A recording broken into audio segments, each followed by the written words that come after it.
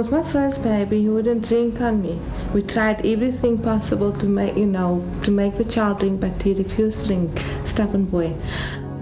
She didn't want to latch in hospital. She wasn't interested. Half an hour after she was born, I tried to latch her, and she just didn't want to know.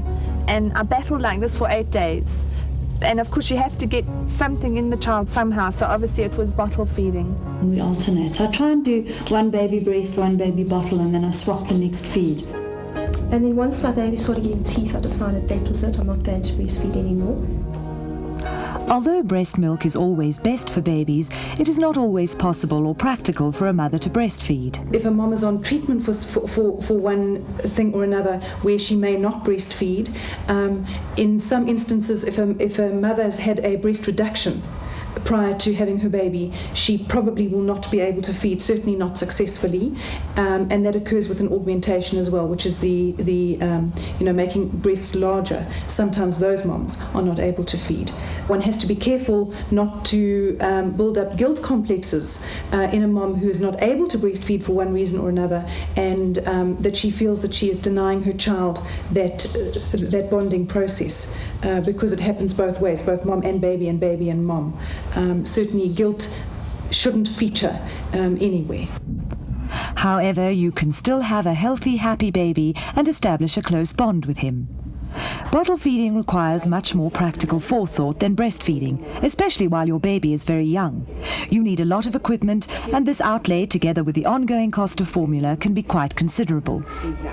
Unless there is reason to believe that your baby will be allergic to cow's milk, it will probably thrive on one of the standard formulas based on humanized or modified cow's milk. Ordinary cow's milk, even though pasteurized, is unsuitable for a young baby and should be avoided. Since bacteria can easily grow in formula milk, it is essential that all bottles, teats and equipment used to prepare the milk are properly sterilized. Start by washing bottles, teats and other equipment in hot soapy water. Turn the teats inside out and rub with salt if slimy.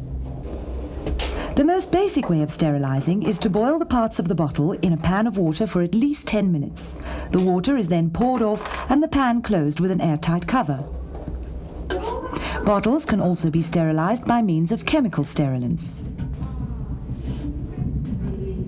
Fill the sterilizing unit or other container with the required amount of cold water and add sterilizing tablets or solution according to the manufacturer's instructions. Which is quite nice.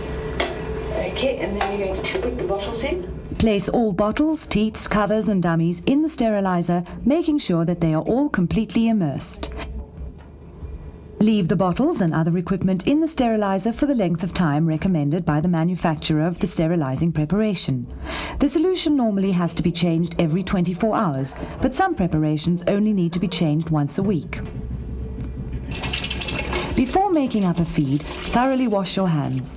Remove the bottle from the sterilizer and shake off the excess liquid.